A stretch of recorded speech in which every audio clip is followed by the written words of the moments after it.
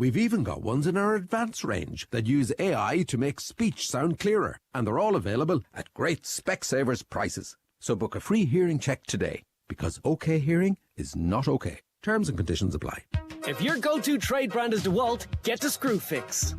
Get the job done with flash deals and power tools, from combi twin kits to SDS drills until 13th of July. And get kitted out with exclusive to Screwfix DeWalt workwear. Power up with DeWalt at Screwfix. Shop now at screwfix.ie or in over 35 stores. Highland Radio Time Checks brought to you by EirGrid, the operator and developer of Ireland's electricity grid. EirGrid, powering up communities, powering up Ireland. The time is... The DL Debate with Sister Sarah's Letterkenny, serving food you'll love till 9 p.m. daily in Sarah's Kitchen. And there's free admission entertainment every weekend. Check this.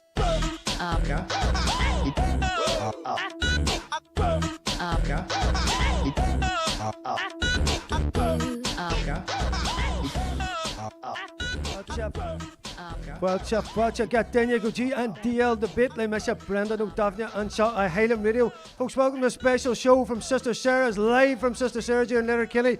Give her a wee whoop whoop. You sounded good there, Mal.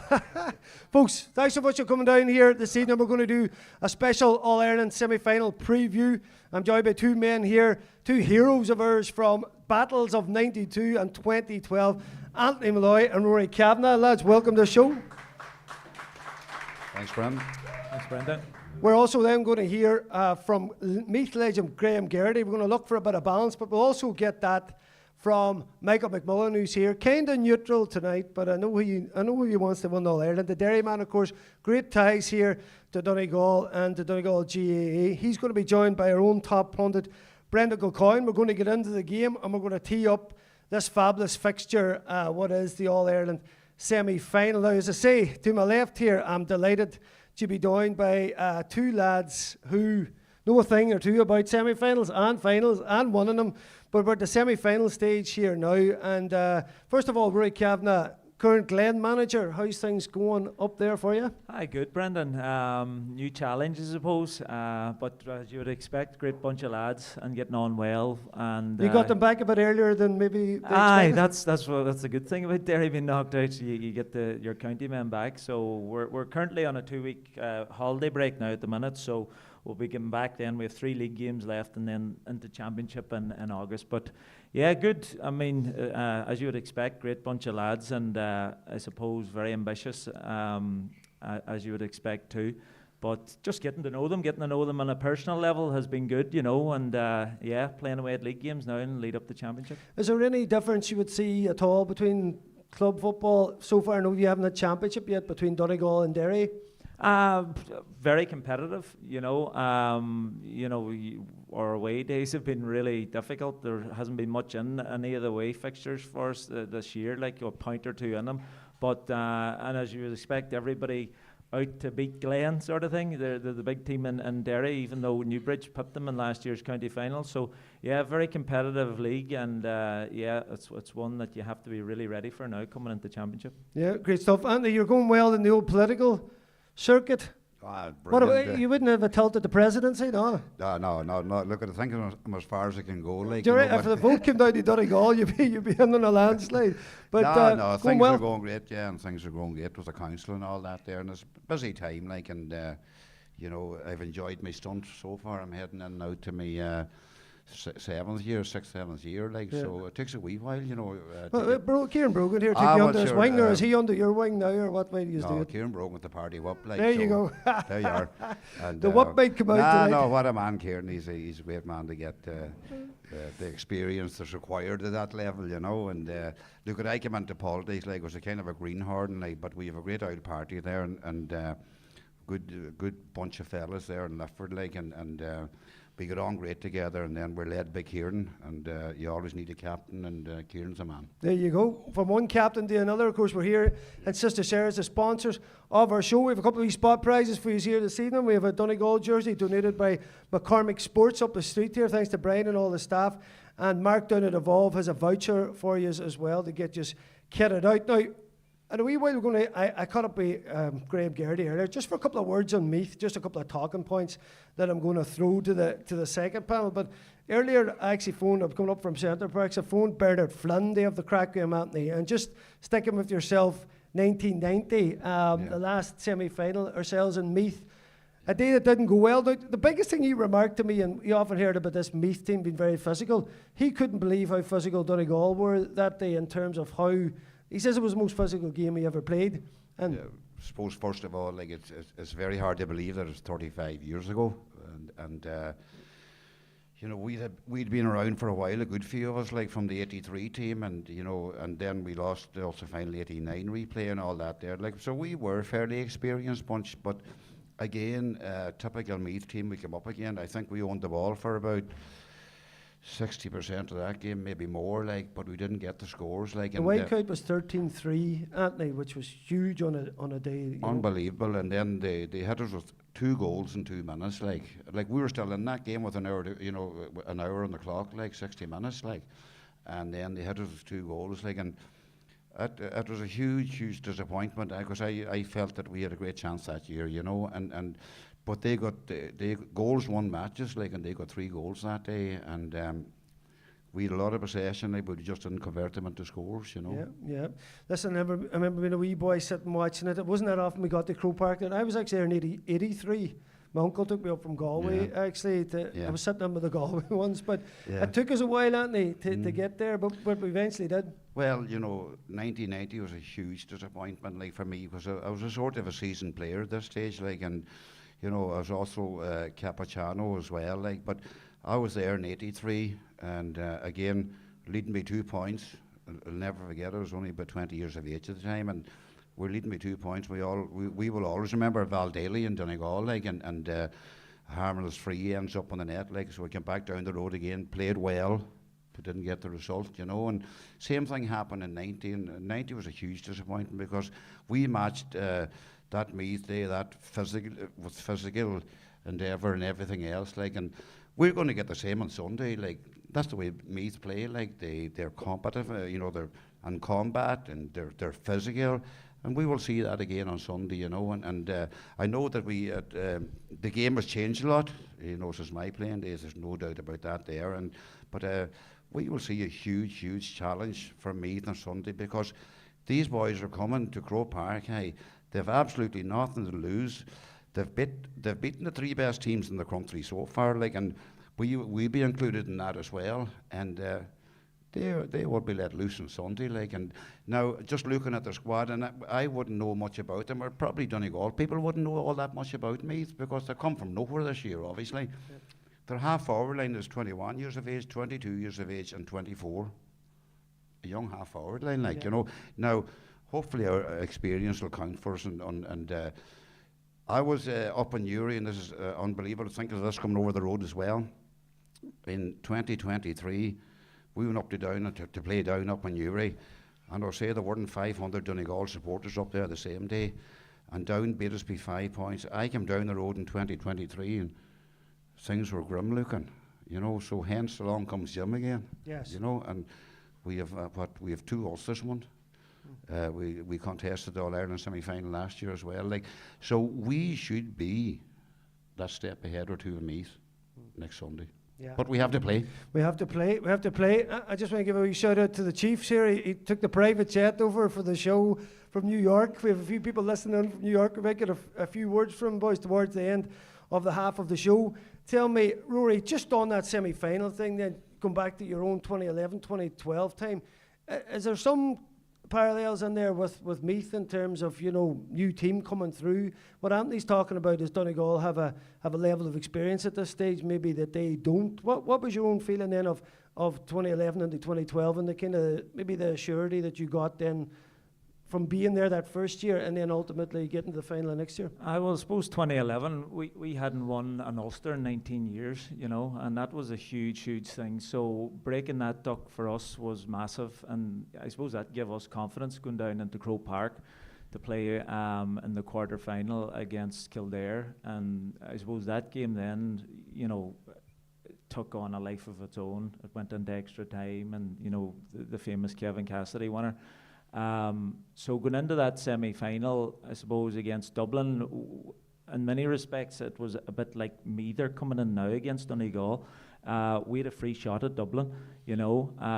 We had no clue, in fact, how we were going to approach that game up until literally an hour before throw-in. Like, it was the most surreal build-up I can remember to a game. What do you mean like, you had no clue? So, tactically, we knew, okay, our style and our system and all of those things, you know, kickouts and all the rest, but how far we were going to go back in and retreat, you know, inside the 45 and not engage whatsoever, that surprised a good few of us. Like, you know, we kind of that just happened on the day.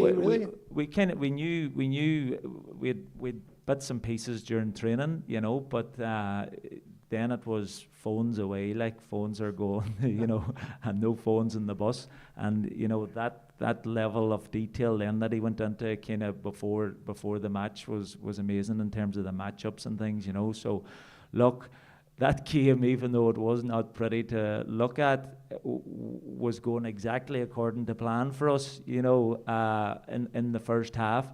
And even at the start of the second half, you could sense the Dubs were absolutely flummoxed because they were coming up and there was no space for them to kick the ball, and their game was all about kicking the ball inside to the Bernard Brogans and these boys and getting runners off them.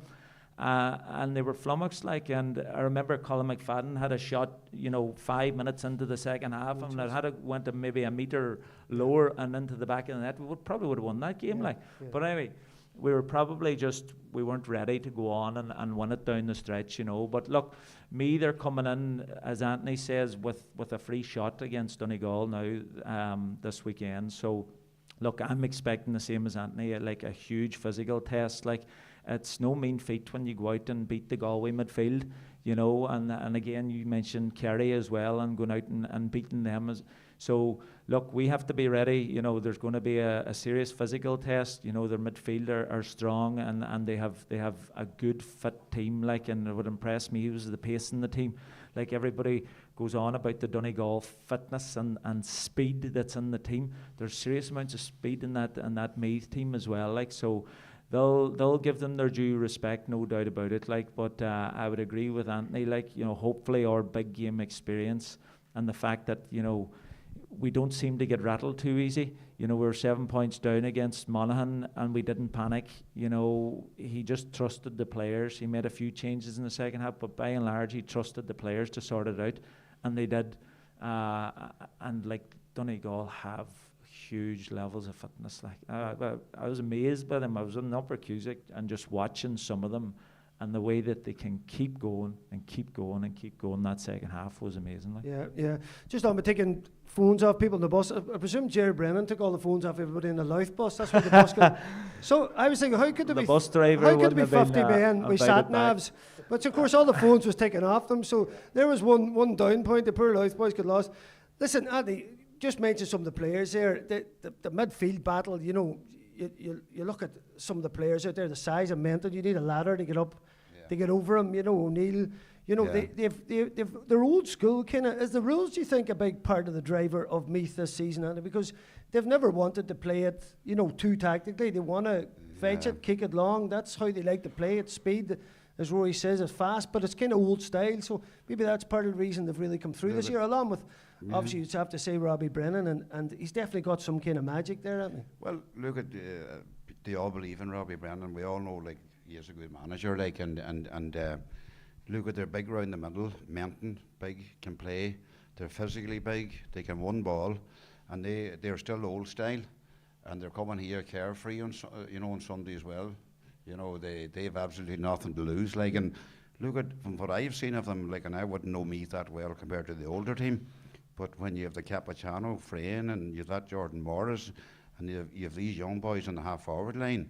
And they don't care, like, they don't care absolutely about Donegal, like, and they'll go out and they'll play a sport of I was saying a free Spurs style on Sunday, you know, and hopefully that, and not hopefully, like, we should be experienced enough now, you know, we've got a couple of years in these fellas, you know, and they're only building now, like, and I would say this Meath team will be around for a while, and you know, they have disappeared and they couldn't even compete, and we have played them a good few times in the last couple of years. We've gone to the National League and different things like, and you know, we beat them fairly handy. You know, even though they did put it up to us. Like, so, look at.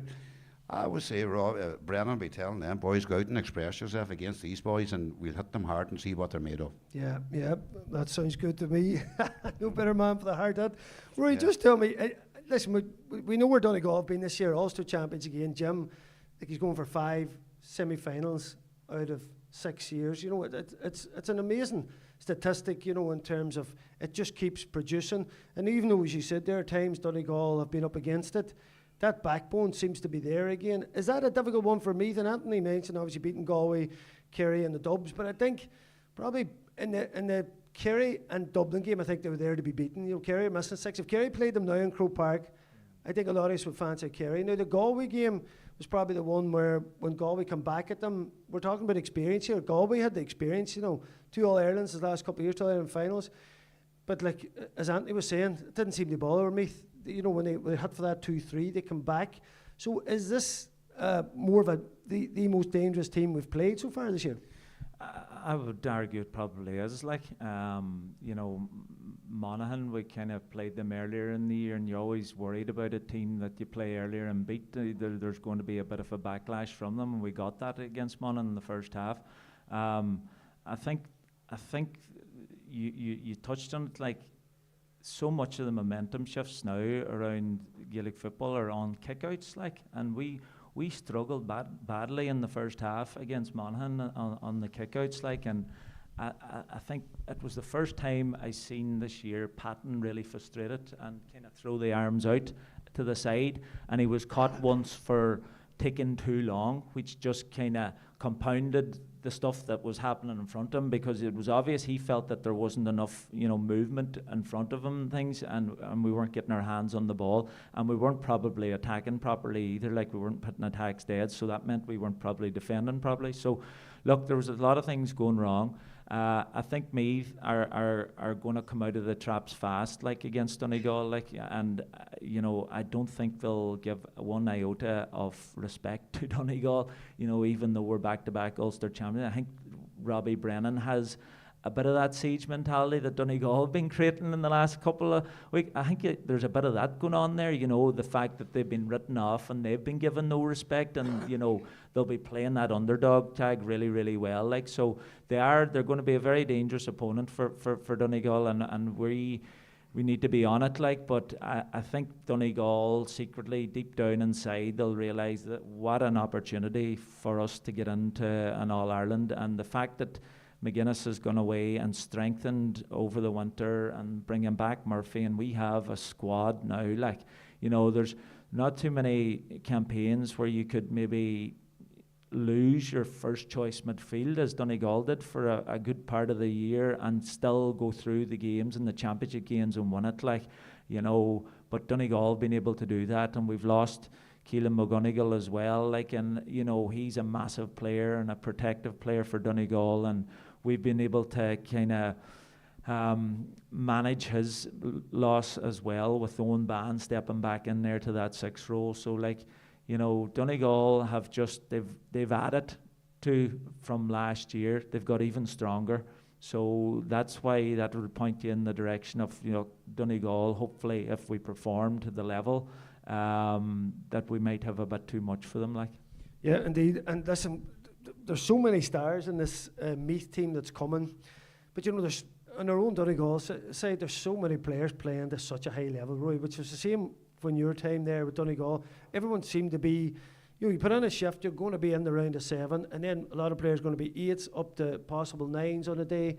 So many players now are encouraged to go out and express themselves. And, you know, from Pat to McCool, you know, Rorty, best young player in Ireland, you know. Rorty's been, like, Rorty's phenomenal, like, the year that he's having. He attacks the play every time. But it's his intensity in his own half, coupled with winning turnovers, coupled with making 80-yard sprints forward, coupled with getting on the end of scores, like, which is just blowing me away, like, you know. And we had players, your own Paddy McGrath back in 2012, and Paddy was only coming into the panel from the 21s winning squad at that stage, and, like, these boys were mad for runs at the end of training, like, and I was coming 30, like, so I was dreading the runs at the end of training. So, but these boys were asking for more runs at the end. Like, we used to do maybe 2 hours, and next thing you would go into a block of runs, like, and I used to dread them, but he would be asking for more at the end. Yes. And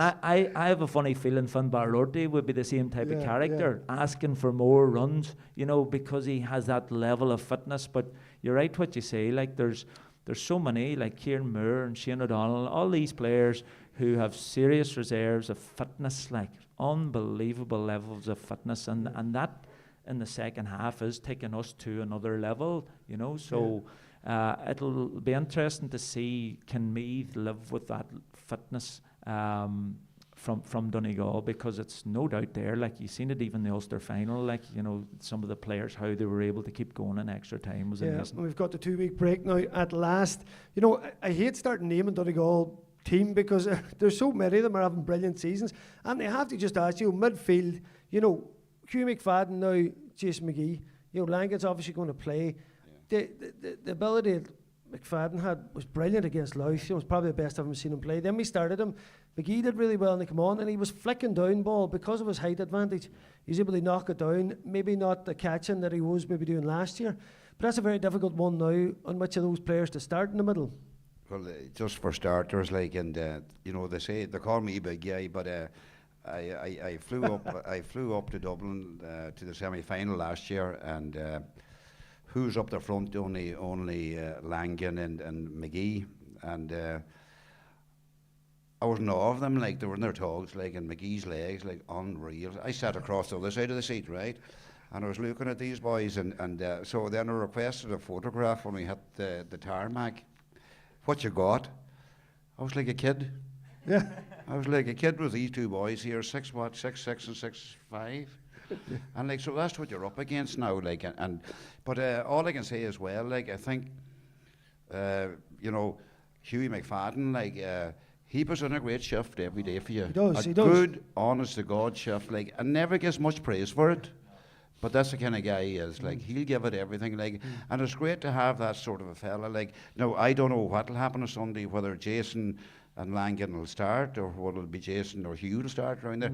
But we have solid men there. And either or gives you a good. Either or, it doesn't matter. Yeah, I think we'll definitely hold our own. Like, Langan's just he's probably one of the most gifted players I've seen. Yeah. And then apart, of course, from Murphy, who's the best player I've seen in my time. Yeah. And we need another big game.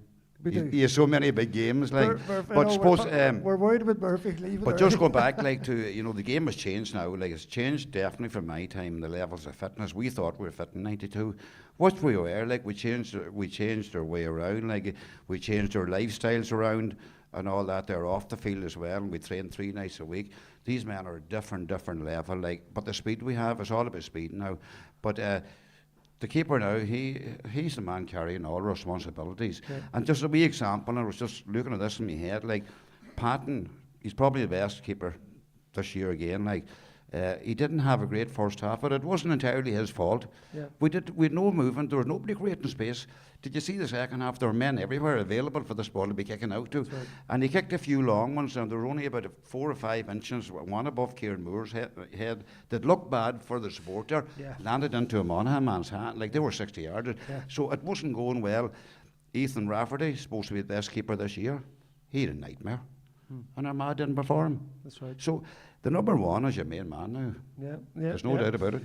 Here's another number one here out in New York. Man up a second here. Give it up for the Chief. Chief, grab on over this side here. New York legend. Chief, we want to know now in the 2-point game, we've seen this man with some monster hand pass. Could he hand pass the ball for a 2-pointer over the bar? I was saying, no doubt about it, he could. That pass he gave to Tony Boyle, just a lot of boys wouldn't be fit a kicker as far. That's the one. Listen, Chief, how are you doing? How's things in New York? How's the Donegal GA? Not so bad now. We're struggling there for a while now. We're trying to get Gaelic Park up and running, but COVID kind of held us back and slowed us down a good bit. But we're back in action now again. We hope to get everything up and running again. And we had a couple of bad years there, but things were going against us. But as I say, it's looking good now again, and things is looking up, hopefully now. Yeah, and what about McLean Avenue now for the semi-finals and that? Will all the Donegal crew be out? It'll be a big... Well, as Anthony there didn't touch on it, we do have a connection with Meath now. We have a sister living in Dunshaughlin, right, and a couple of girls playing for the ladies team and all. And we know Caulfield. I met Caulfield a couple of times, a good player, the wing back. And they're very disappointed because the 3 girls bought a surprise ticket for Catherine for her 60th birthday, and they didn't realise they're going to New York this weekend. They'll not be at the game. Oh, no. And that's the end of their season, I would say. But so it happened. Yes, and you've done me some great trips with these boys back in the day, '92, the crew all coming out. You can talk, I suppose, all day, and I'm away from home so long. We never really appreciated what these boys did to bring Donegal on the map from the '82 team to what we're experiencing now. So. But anyway, wee bit horses. But the night, as far as I'm concerned, that the '90 team was the best team. Imagine if we'd backdoor in them days. Yeah. You boys have 2 of the All-Irelands, no bother. Yes. Just and the same in Ulster final in '89. You owned the ball the first day. You should have put Tyrone away. Yeah. And then the second day things went wrong and they won it, and they were in the semi-final. That's the way it goes. Yeah. So it's very short margin. Yeah. But I have to say now, very proud to be here after all these years on the road, and very happy to be here because I know Jim McGuinness very well, his family and his father and the mother and all, and the mother was at the game on Sunday, and definitely took us back, revives things. No doubt about it. A great woman, Maureen. Listen, Chief, you'll be back for the final anyway when we take care of Meath. No, I'd be going for now with the help of God. I had a bit of trouble there, wrecked my knee a year ago. I had a bit of surgery. I had to go back over a couple of times. But hopefully I'll be staying now this time. As long as you pass the fitness test, you'll be back, eh? Most decorated player in New York. Somebody told me a year there. Is this the truth? Like as we say, when this man was going in the 80s and 90s, we never... When you're young, you don't think of these things. But when it passes you by, it passes you by. Yeah. And you can't roll the clock back, We're so happy to be here now to see the difference in professionalism now is unbelievable. Yeah. You can't just compare to what we were doing when we were young, Yeah. It's like we went down to Sandfield, we trained on the 14, on the 16, whatever. So you had to make your own way home, and if you didn't, it's tough. There'd be somebody else in your spot the next day. That's the way it was. No help. The man down there, Frankie Campbell, would know that well. Well, our drag connections are ever. Listen, ladies and gentlemen, give it up for the 2 Molloy brothers and Rory Kavanagh. Thanks. All I want to say is good luck to everybody for Sunday. As I say, you need a wee bit of luck, and with the help of God, everybody stay healthy. And we will be in the final. Good man, Chief. Well done. Back after this break. Just a couple of reasons why I think Meath. The DL debate with Sister Sara's Letterkenny, serving food you'll love till 9 p.m. daily in Sara's kitchen, and there's free admission entertainment every weekend. Would you like to experience the magic of Riverdance 30, the new generation? Come along with Highland Radio on Thursday, August the 28th for an unforgettable trip to Dublin's Gaelic Theatre. Enjoy luxury coach travel, a night stay at the 4-star Grand Canal Hotel, and premium seats to the iconic show. Spaces are limited, so secure your spot today. Call us now on 074 91 25000 or visit the outlet at highlandradio.com. Is fúine atá sé leictreachas a úsáid bhealach níos cliste agus níos clise. Ag Electric Ireland, táimeann seach an tróir a thuirteart. Le faisnéis fleanan a méidir cliste, tálaí EV agus panéal ghréine in our net zero hub nua. Déan d'úsáid níos soléire, turais níos clise, baile níos teolaí agus saol níos giile. Tuilleadh eolais ag electricireland.ie. Pink. It's more than a colour. It's a splash that makes everything feel fresher. Pink socks to work? Guaranteed good day. Pink running shoes are a PB waiting to happen. Pink umbrella? You'll forget it's even raining. And now, Pink meets 7-Up. Crisp, fizzy, fun. Turning every sip into a refreshing burst of flavour. New 7-Up Pink Lemonade. Zero sugar. Life's fresher with Pink. Imagine this, toes in the sand at Old Head Beach, the thrill of zip-lining at Westport Adventure, wandering colourful streets, ice cream in hand, sailing across the calm waters of Clew Bay, the wind in your hair on the Great Western Greenway. Westport. Find your own adventure at destinationwestport.com. All you need to make your house a home at Patterson's The Halliford. From garden furniture to kitchens, sofas and dining sets, all under one roof. Need a new mattress? Why not visit our sleep centre on the first floor? With a large range of quality beds and mattresses in stock and ready for collection or delivery. Relax in our coffee shop serving hot lunches daily. Open Monday to Saturday, 9 a.m. to 5:30 p.m. Patterson's Kitchens and Interiors, The Halliford. The DL Debate with Sister Sarah's Letterkenny, serving food you'll love till 9 p.m. daily in Sarah's Kitchen. And there's free admission entertainment every weekend. Yes, folks, welcome back to the DL Debate here, live from Sister Sarah's in Letterkenny. And we could have kept chatting to the Molloy boys there and Kavanagh all night. The chat's continuing down below us. Great to catch up. I say earlier today, I had a quick word with Graham Geraghty. I just asked him a couple of reasons why he thought the Meath men were going to win this match. So it's just a short clip here, and we'll take it up off the back of that. Just a couple of reasons why I think Meath will win, are capable of winning. So, first of all, Meath are in bonus territory this year, and they play with a no fear attitude. They won't fear anybody, especially after beating Kerry, Dublin, and Galway already this year. I think the bigger the team, the better.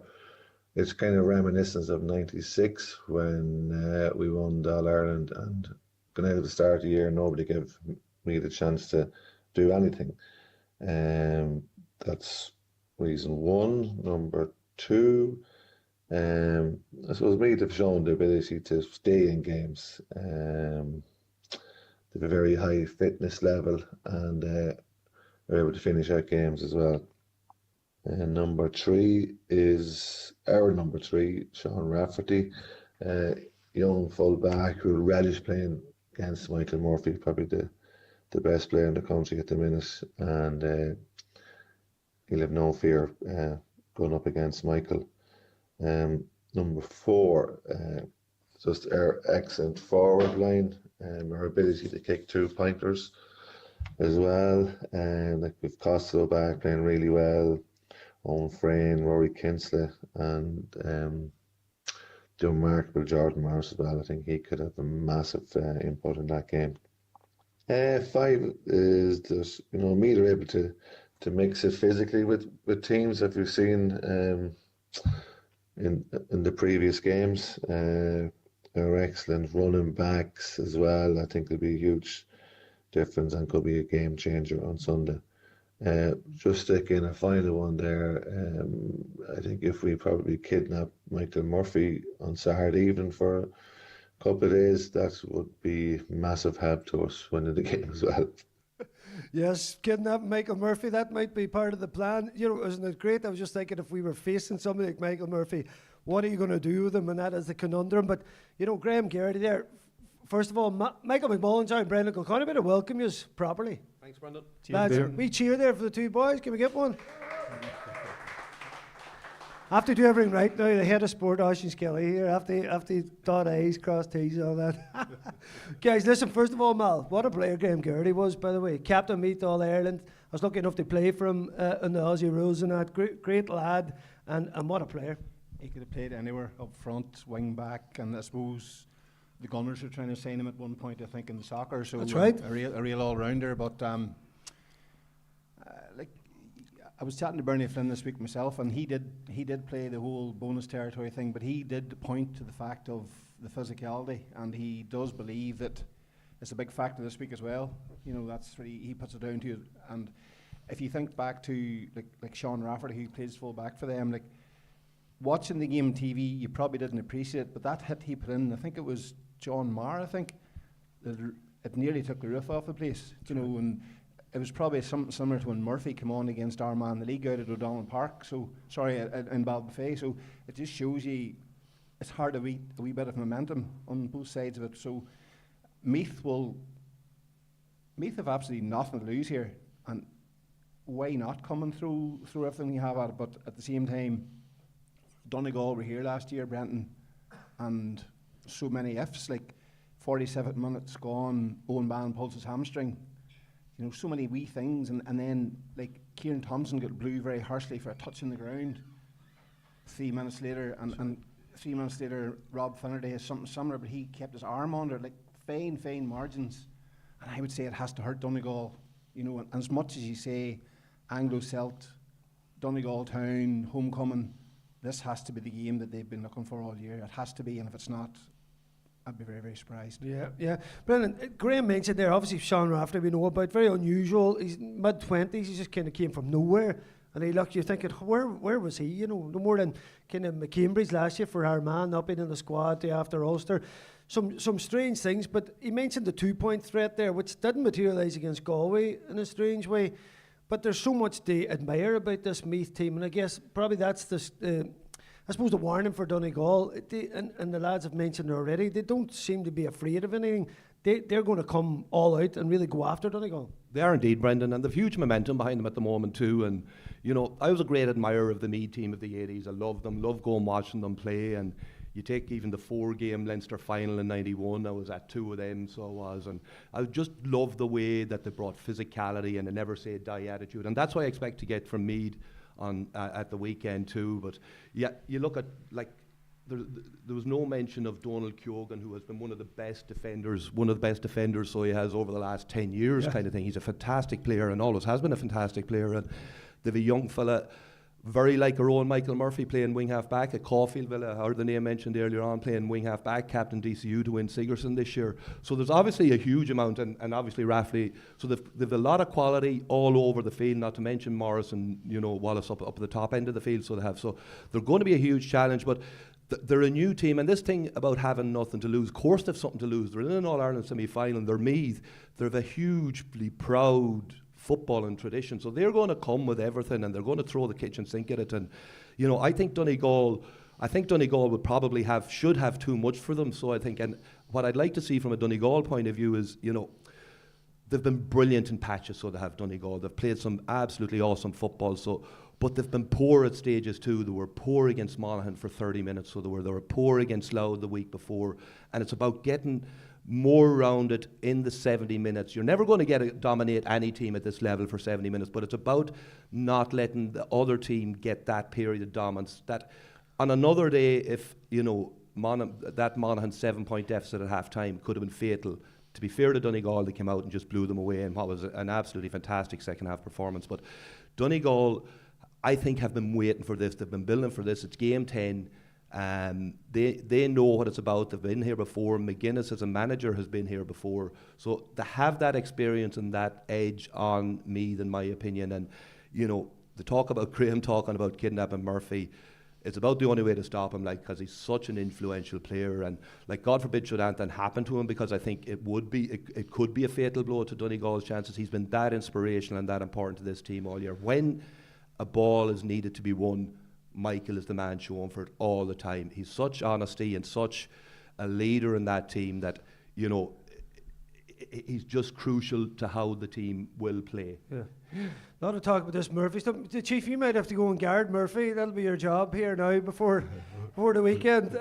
Listen, we've spoke about, obviously, you mentioned Rafferty, Caulfield, you know, the midfield, O'Neill, Menton, you know, Duke, Costello, Free and Morris, serious. Is the thing maybe, Mal, that none of the teams that they've played have been ready for that? You know, we're on about Jim McGuinness. You know, he's got a brilliant backroom team there. No Colin Anthony in with him, Neil McGee, and of course, Luke Barty, you know very well. Brendan, very meticulous. Is this the first time Meath will really have a team that wants to, you know, break down what they're good at and really come at them with a tactical plan? Because I don't think the other three teams necessarily had. Definitely, Jim doesn't come to the party without the plan. He doesn't come to the party without that, you know, intensity. Like Rory was chatting about the whole hour before the game, we're going to go to a completely different new level. But like, from my point of view, I think Donegal's biggest worry, you know, you're talking about the Meath side of things, is just what happens if they go through a first half like that again. And you're talking about Meath, like they have massive size. Like they've probably a bigger team than Monaghan had.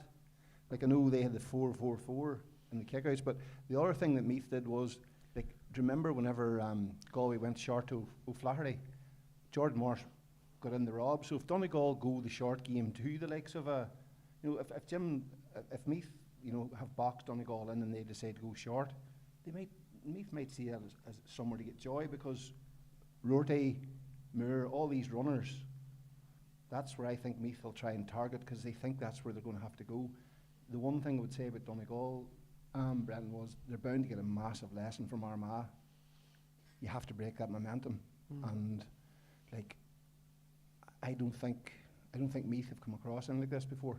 I definitely agree with your point, because on the other side of it, I'll just finish this here, is Donegal have more variation now. That kick pass Langan to Murphy back for the goal, they're trying that a few times, and I think, is that the Croke Park set of toys they're bringing out now? But I definitely think that that's something that could hurt Meath. But at the other side of it, Jordan Morris, I actually think he's a tricky customer. I watched the Donegal game from the hill, and like Owen Ban went through about 2 or 3 different markers.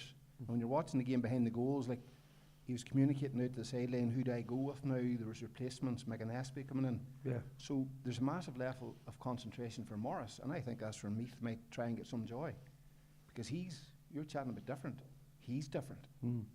He's class, like he's got movement. So that's the question: is that a McCool job, or is that a collective job? Yeah. That's the thing I'm looking forward to seeing, because McCool has been awesome. McCool has been the man. I agree on that, Brendan. Do you think that McCool then? Morris had the 1-6 last night. Do you think he needs to be on? Or like Costello does make the team tick.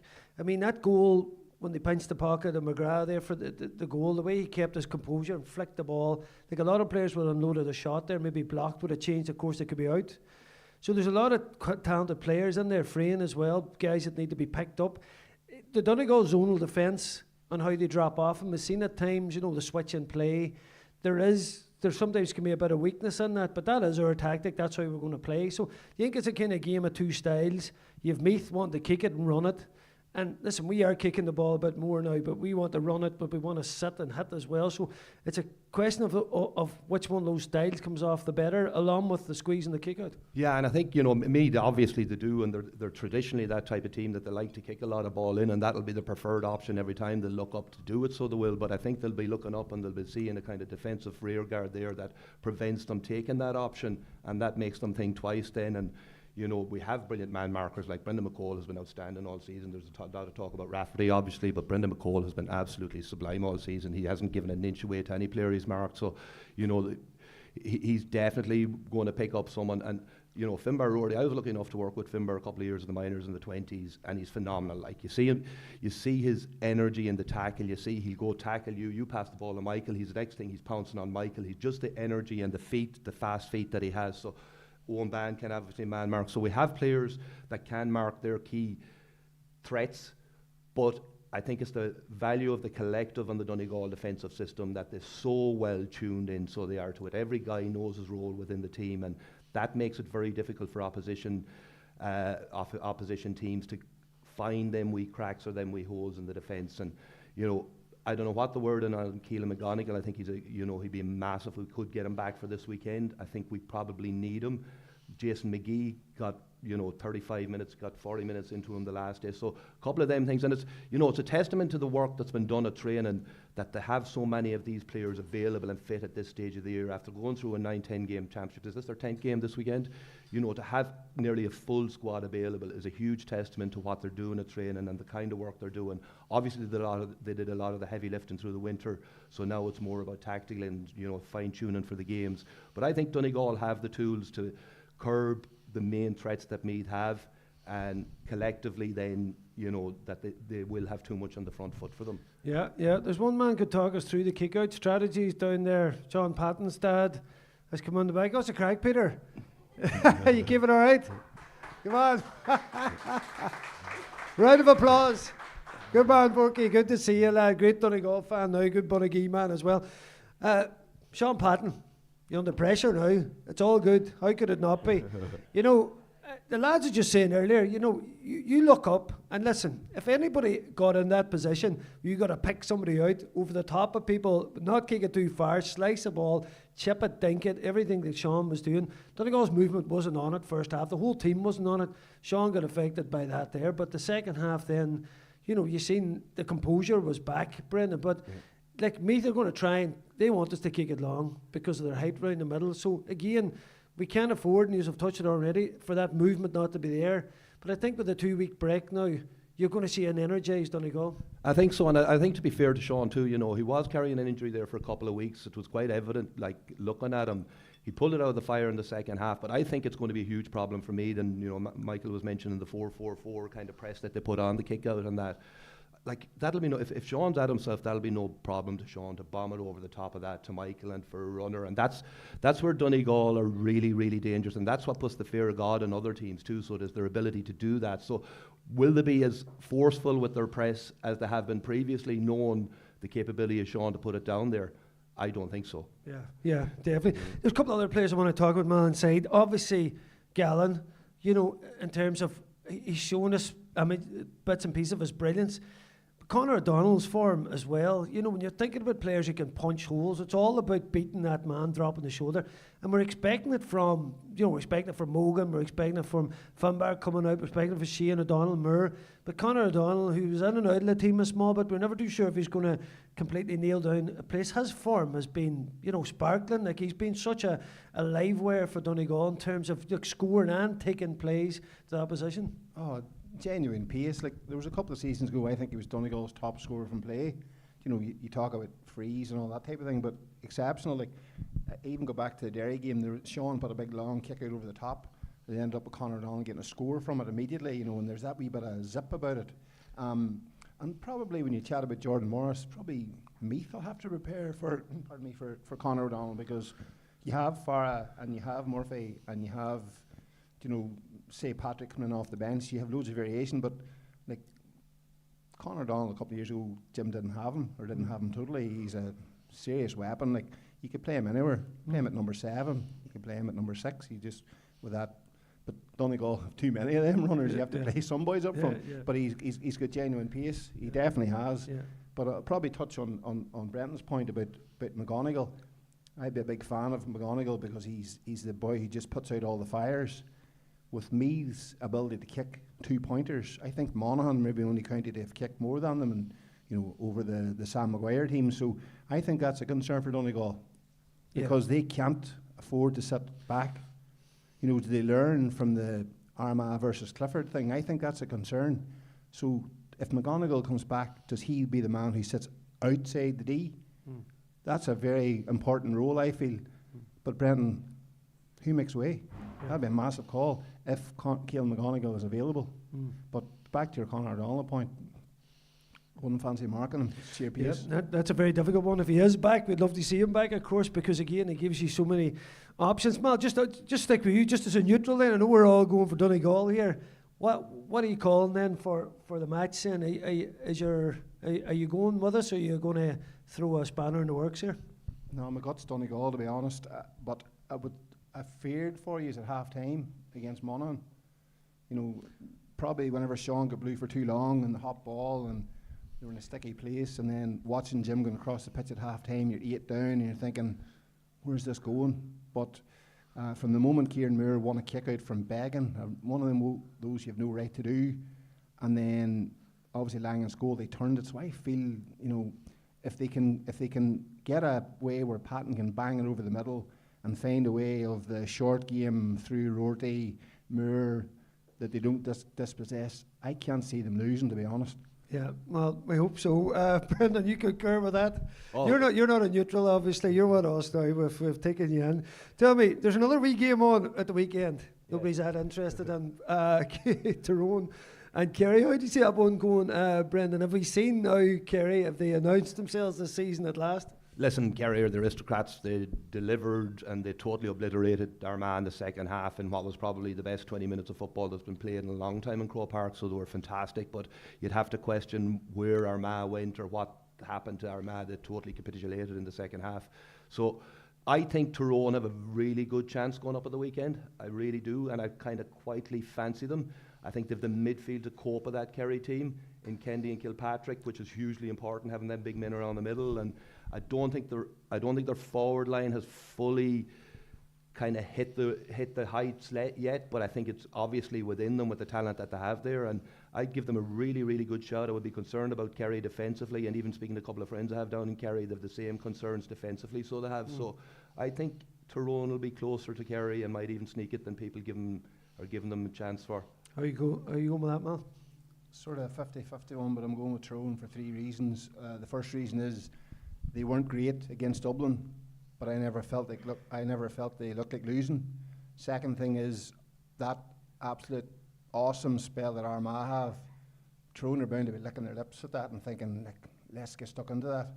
And the third thing is Niall Morgan won't do what Ethan Rafferty did. He'll learn from it. He'll have more variation.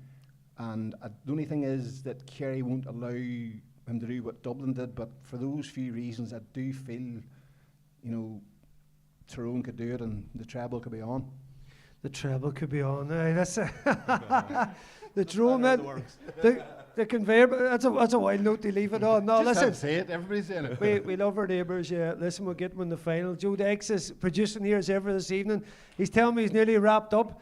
I'm looking at some pizza and food that hasn't been eaten. I'm going to tear into that now. Thanks very much for Kieran and the staff here for looking after us. Of course, Rory Kavanagh, Molloy, everybody for coming down. The Chief, Michael McMullan, and Brendan Kilcoyne, folks. We're all for Dublin. Let's get behind Donegal. Donegal for Sam. Randy.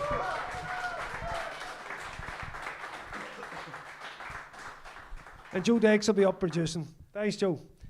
Have a good night. Check this.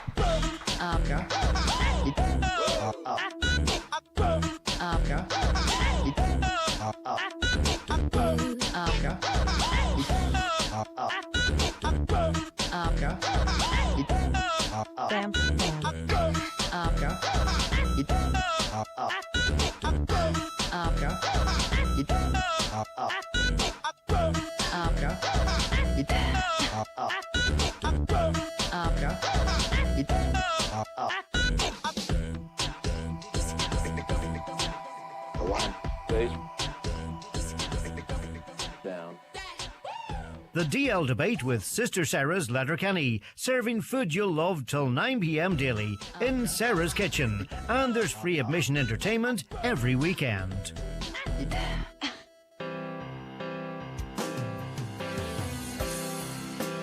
Broadcasting throughout the Northwest and across the world online.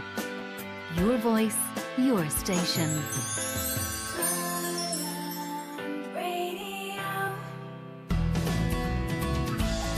Broadcasting throughout the Northwest and across the world online. This is Highland Radio. Your voice, your station. Highland Radio.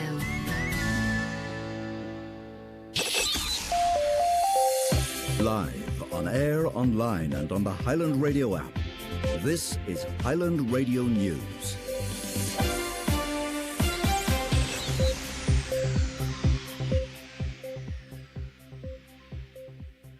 At 8, good evening, I'm Tina Gates. A man in his 30s has been arrested following the death of a man after an attack in Clondalkin in Dublin. The victim, who was also in